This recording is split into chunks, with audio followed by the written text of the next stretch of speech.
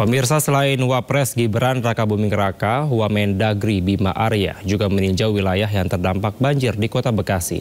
Apa saja temuan dari peninjauan tersebut? Kami telah terhubung dengan Wakil Menteri Dalam Negeri Bima Arya Sugiarto. Selamat malam, Kang Bima. Selamat malam. Baik, Kang Bima, apa saja hasil pantauan Anda di lokasi banjir?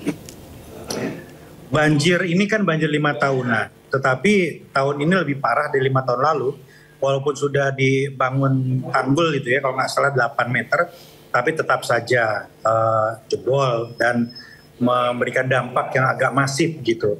Dan ketika kami kunjungi tadi, memang airnya sudah surut, tapi memerlukan dukungan untuk tenaga pembersihan dan juga alat berat serta truk-truk untuk mengangkut sampah gitu.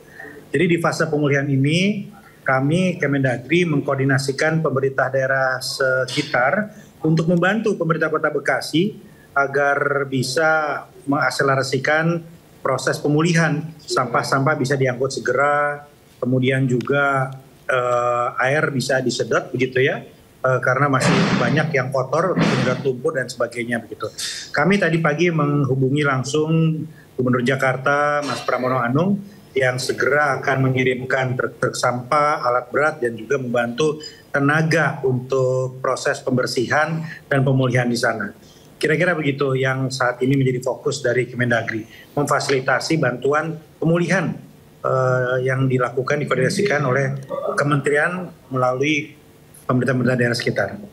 Baik, Kang Bima, apakah ada informasi bahwa memang ada kemungkinan ini beberapa hari ke depan masih akan terjadi curah hujan yang cukup tinggi dan juga bisa menyebabkan dari tempat Anda meninjau tadi di Bekasi? Masih ada kemungkinan seperti itu. Nah, karena itu kami terus memantau ya proses pemulihan ini dan menurut informasi juga ada langkah-langkah rekayasa curah hujan melalui BNPB yang berkoordinasikan dengan BMKG begitu ya, artinya mengurangi intensitas curah hujan tadi ya, sehingga mengurangi potensi terjadinya lagi banjir dalam skala besar ini begitu. Dan kami juga menghimbau kepada pemerintah Kota Bekasi dan semua pemerintah daerah yang ada di lintasan sungai untuk melakukan proses mitigasi, menyampaikan kepada warga yang berada di titik-titik rawan banjir, lintasan banjir, untuk menghindari titik-titik tersebut ketika curah hujan tinggi. Nah, ini dilakukan untuk menghindari jatuhnya korban. Baik, Kang Bima, sejauh ini sebenarnya ketika Anda berdialog dengan warga terutama yang ada di Bekasi itu, apa yang mereka butuhkan sebenarnya, Kang Bima? Yang pasti jangka pendek ini mereka ini kan sebagian besar masih mengungsi begitu ya. Ada posko, kebetulan ada posko BNPB di situ. Satu tentunya makanan, obat-obatan, pakaian begitu ya, supaya bisa nyaman lah di situ. Tadi kami pantau semuanya cukup sejauh ini. Nah, yang kedua adalah mempercepat proses pemulihan dan pembersihan rumahnya, karena nggak bisa dikerjakan sendiri. Sampah numpuk, ya ada lemari yang besar, ada tempat tidur dan barang rongsokan yang lain-lain. Itu perlu dibantu, perlu di-backup, karena pemerintah Kota Bekasi nggak bisa sendiri. Baik. Kang Bima, kalau dilihat di Pondok Gede Permai ini kan juga cukup luar biasa memprihatinkan karena air sampai dengan atap rumah warga di sana dan memang ini sempat terjadi juga di 5 tahun terakhir. Anda melihat seperti apa, Kang? Apakah memang daerahnya yang cukup rendah atau memang hanya faktor curah hujan yang tinggi atau seperti apa sebenarnya? Ya, dua-duanya. Ya, posisi titik lokasi banjir ini, kemudian curah hujan tinggi begitu ya. Karena itu penanganannya nggak bisa sektoral dan parsial. Nggak bisa kemudian langkahnya adalah menambah lagi turap menjadi lebih tinggi lagi sampai 20 meter, nggak bisa. Ini penanganannya solusinya harus permanen dan jangka panjang, dan kami kira ini harus dilakukan lewat nanti kewenangan Dewan Aglomerasi. Ini penanganan jangka panjang ini harusnya di situ. Dewan Aglomerasi inilah yang akan mengkoordinasikan pemerintah Kabupaten Bogor, Cianjur, Depok, Pemprov Jakarta, Pemprov Jabar untuk bersama-sama melakukan pemetaan titik-titik yang menyebabkan luapan air mulai dari hulu sampai ke hilir. Nah disitulah kemudian dilakukan perencanaan dan proses pembangunan lah katakan begitu ya, atau bahkan mungkin relokasi dan lain sebagainya. Jadi memerlukan kerjasama lintas kewenangan di sini dan sifatnya harus jangka panjang dan permanen. Baik, Kang, ini kan juga ada dari Wali Kota Bekasi mungkin ya juga ikut dengan Anda tadi atau pemerintah Kota Bekasi. Bagaimana komunikasi sampai dengan saat ini yang bisa dikatakan juga ada informasi di media bahwa Bekasi itu lumpuh yang dikatakan dari pemerintah daerahnya sendiri? Ya, saya kira memang karena kondisinya tadi ya sebagian besar terendam, kemudian lalu lintas juga terhambat, tersendat, tadi agak susah memasuki wilayah begitu ya. Tetapi secara umum sebetulnya mulai teratasi, tadi lalu lintas sudah mulai terurai, listrik juga menunggu untuk dinyalakan kembali ya karena air sudah mulai surut, kemudian ketersediaan air bersih cukup tadi sejauh ini begitu ya. Dan sekarang ini yang kita perlu pastikan lebih kepada proses pemulihan yang terkoordinasi antar instansi begitu ya.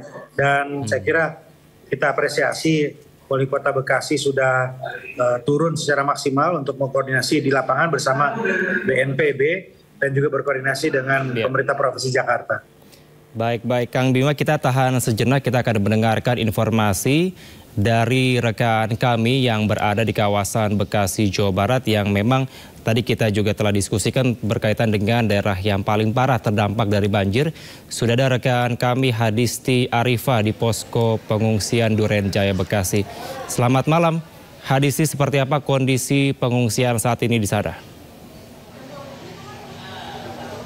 Ya, selamat malam Kevin dan juga pemirsa. Betul, saat ini saya berada di salah satu posko pengungsian yang ada di Kelurahan Duren Jaya, Bekasi.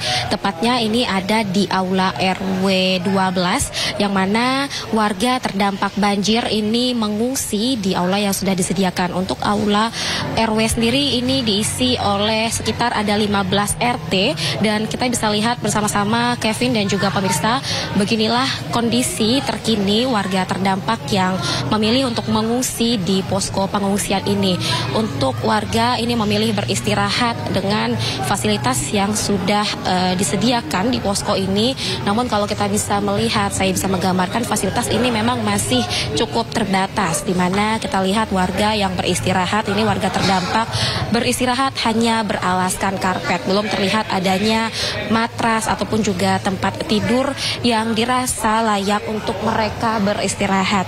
Kurang lebih ada sekitar 800 KK atau rumah yang terdampak di Kelurahan Duren Jaya ini. Dan untuk tempat pengungsian memang ini tersebar, mulai dari tempat saya melaporkan ini adalah salah satunya, yakni Aula RW, kemudian juga tersebar ada di beberapa sekolah, di kantor camat, kemudian juga di puskesmas dan di posko-posko lainnya.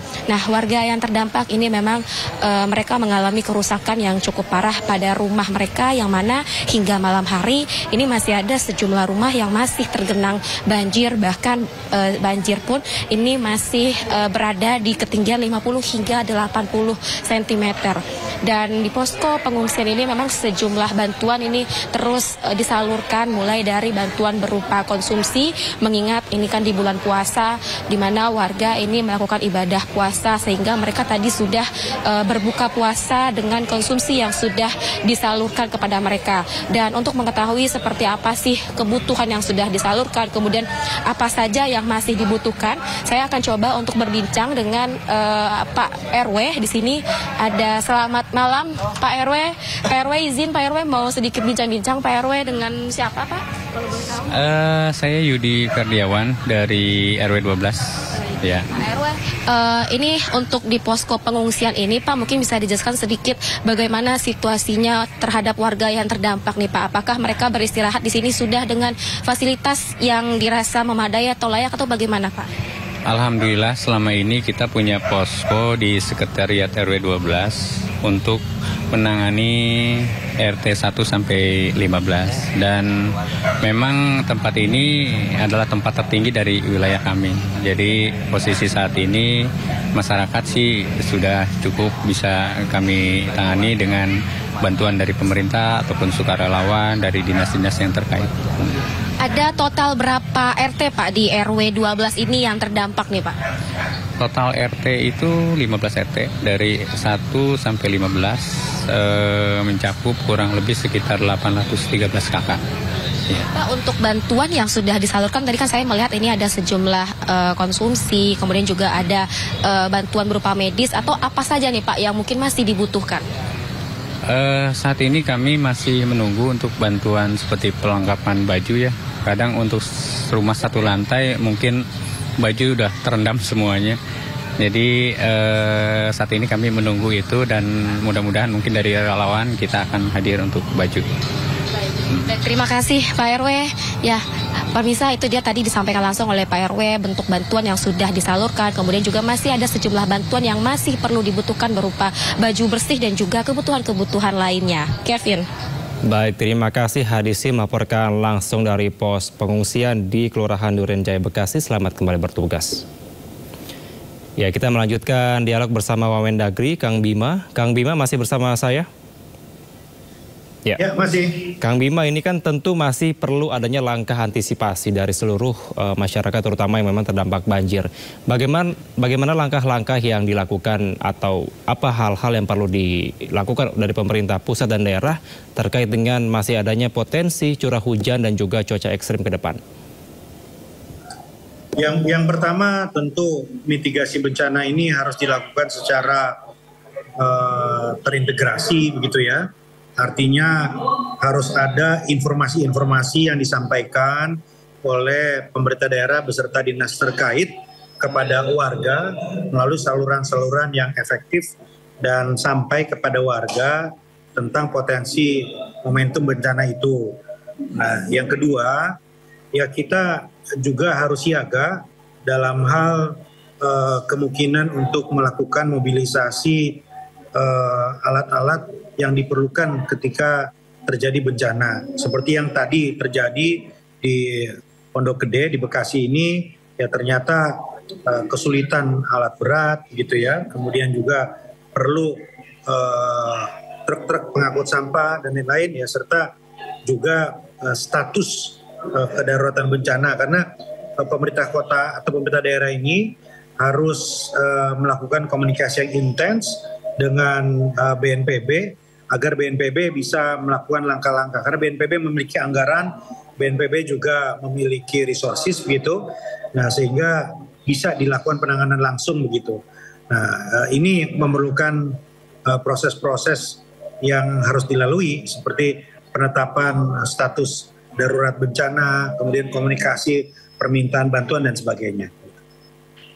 Baik, Kang Bima, berarti langkah-langkah mitigasi potensi bencana ke depan dan juga mobilisasi dari rakyat diharapkan juga harus siap sedia karena memang masih ada potensi cuaca ekstrim ke depan. Tapi apakah Anda bisa memastikan bahwa pemerintah pusat bisa mendukung pemerintah daerah dalam memenuhi kebutuhan-kebutuhan dari korban-korban banjir yang terdampak, Kang Bima?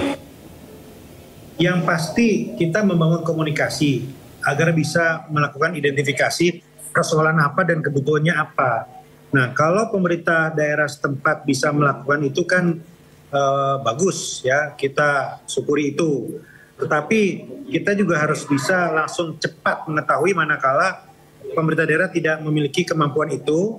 Nah, karena itu nanti kita koordinasikan dengan kementerian terkait, Kementerian Sosial misalnya, dengan BNPB, ataupun dengan pemerintah daerah sekitar. Seperti yang hari ini kami lakukan koordinasi dengan pemerintah Provinsi Jakarta yang mengirimkan bantuan ke pemerintah Kota Bekasi. Baik, Kang Bima, terakhir ini juga dapat dikatakan mendapatkan perhatian yang cukup besar dari pemerintah juga sampai Wakil Presiden turun dan juga lintas kementerian juga turun dan juga tadi Anda sampaikan pentingnya adanya koordinasi antar daerah aglomerasi tadi. Bagaimana Anda bisa memastikan bahwa tiap kementerian ini bisa berkoordinasi dengan baik agar keresahan dan juga kesusahan masyarakat dapat terbantu setidaknya, Kang Bima? Kemarin ketika rapat kabinet menjelang buka puasa, Presiden Prabowo mengawali dengan menyinggung soal penanganan bencana ini. Ya, beliau menggarisbawahi betul bahwa koordinasi harus dilakukan untuk mitigasi dan penanganan bencana. Nah, saya kira itu kemudian menjadi atensi bagi semua kementerian, ya sehingga hari ini kita lihat ya, Bapak Wakil Presiden turun, kemudian Menteri Perumahan juga turun, dan saya kira BNPB ya sudah dari kemarin juga ya. Jadi saya kira ini sudah menjadi atensi semua, tinggal sekarang pemerintah daerah setempat yang mendapat musibah ini harus lebih intens lagi untuk membangun komunikasi dengan semua. Baik, tentunya juga perlu adanya siap siaga dari seluruh pihak ya Kang Bima, agar beberapa hari ke depan dapat juga diantisipasi dengan baik. Terima kasih Wamendagri Bima Arya telah bergabung bersama kami di Sindo Prime. Selamat malam Kang Bima, sehat selalu. Malam.